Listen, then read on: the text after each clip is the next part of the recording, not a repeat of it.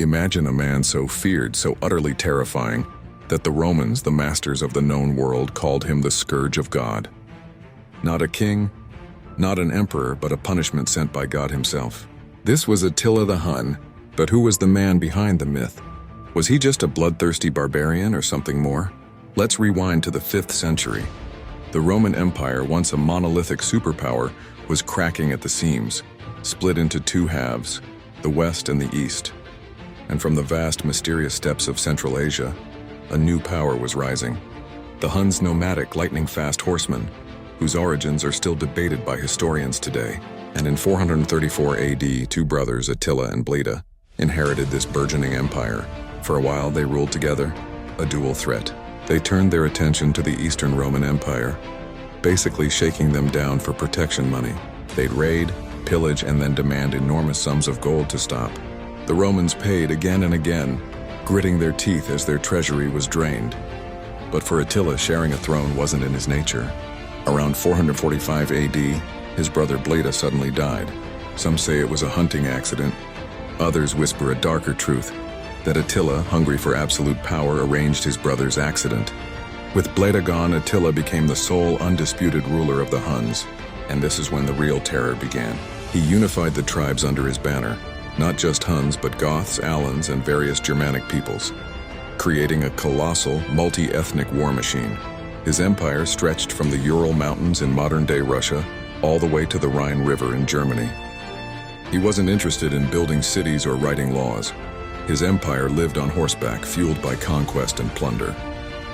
His gaze then fell upon the Western Roman Empire, and he found the perfect excuse for war. A woman named Honoria, the sister of the Western Roman Emperor, was in a bit of trouble. To escape an arranged marriage she hated, she sent her ring to Attila, begging him to rescue her. Attila, ever the opportunist, chose to interpret this as a marriage proposal, and he demanded his dowry, half of the Western Roman Empire.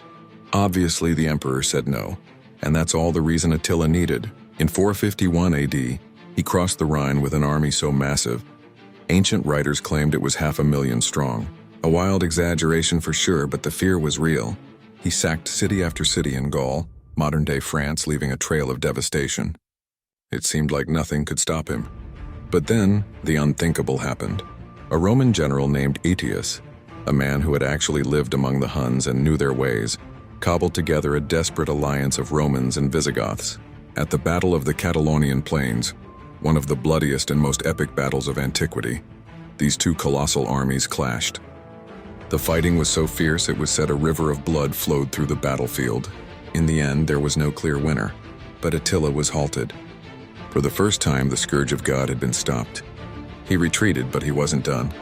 The very next year, he invaded Italy itself. He razed cities to the ground, creating so much terror that the citizens of one area fled into the marshlands and founded a new settlement, a city that would one day become Venice. He was marching towards Rome itself, the eternal city. The emperor was panicking, the city was defenseless, and then he stopped. Just outside the city, Attila met with an embassy led by Pope Leo I. And after their meeting, Attila turned his entire army around and left Italy. Why, no one knows for sure.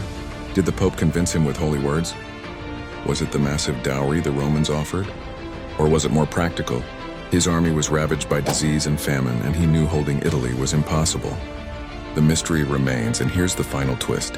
In 453 AD, just a year later, Attila the Hun died, not in battle, not by an assassin's blade. He died on his wedding night, celebrating his marriage to a new young bride. He suffered a severe nosebleed, choked on his own blood, and was found dead the next morning. The most feared man in the world, dead not from a sword, but from a freak accident. His sons fought over his empire, and within a generation it completely disintegrated. The Huns vanished back into the mists of history as quickly as they had appeared.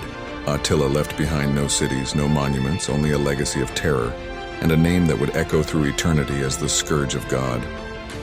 A man who held the world in his grasp, only to have it all slip away in a single anticlimactic night.